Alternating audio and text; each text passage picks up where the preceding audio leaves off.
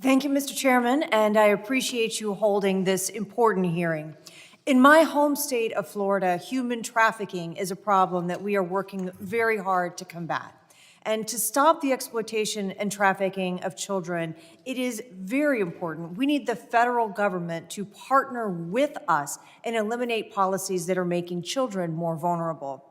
I have here today a Florida statewide grand jury report dated March 29, 2023, containing alarming details about federal agencies' roles in the placement of minors, unaccompanied alien children, or UACs, into unsafe and exploitative environments. Mr. Chairman, I request that this report be entered into the record. Without objection, so ordered.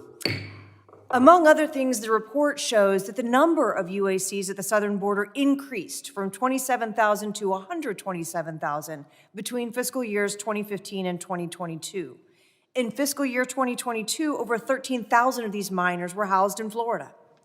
According to the report, the children interviewed knew very little about the individuals that transported them during their journey to the border, and disclosed that the individuals who transported them were coyotes. One child disclosed that during her journey, several members of her group were robbed, attacked by gang members, decapitated, and raped, and she disclosed that she herself was one of the victims of rape.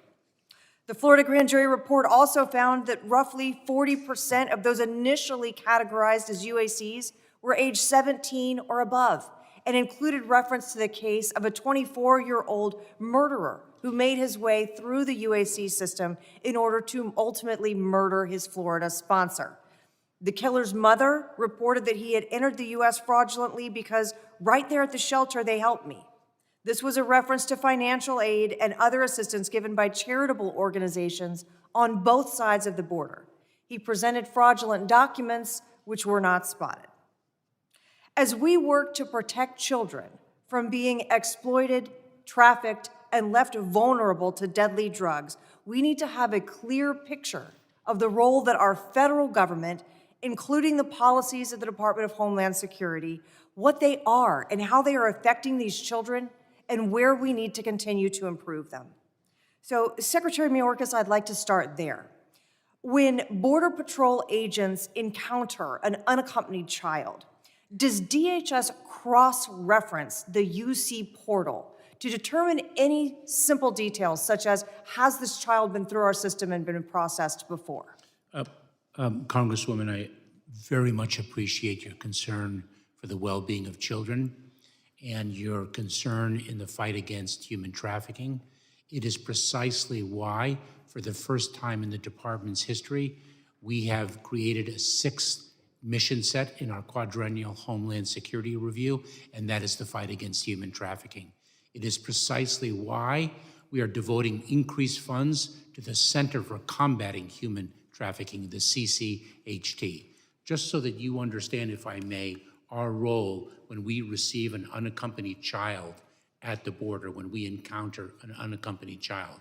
It is our legal responsibility under the law to transfer that unaccompanied child to the Department of Health and Human Services within after 72 hours, correct? Now, when you have that child for 72 hours, are you in fact verifying that that child is a minor? Of course, we seek to verify the age of that child, the identity of that child, before we transfer that child to the Department of Health and Human Services. And do you cross-reference the portal to make a determination of whether or not that child has actually been put into our system, whether that child has been processed through your system before? Congresswoman, I would be pleased to provide you, after this hearing, with the details of what exactly our Border Patrol agents do when they encounter an unaccompanied child and how they verify the identity and age of that child. I'd be very pleased to provide you with that information, and I must say that our Border Patrol agents do extraordinary work in the most difficult of circumstances for caring for those children. Do those agents who are on that front line of their first port of contact for those children have any specialized training in trauma-informed care or verification of legal documents such that there's any quality control on ensuring that they know what they're seeing and they understand how to speak to these children? Congresswoman, the Border Patrol agents are trained in a number of different areas, given the dynamism and complexity of the challenges that they confront, and I'd also be very pleased to provide you with details about that. Mr. Chairman, I yield back.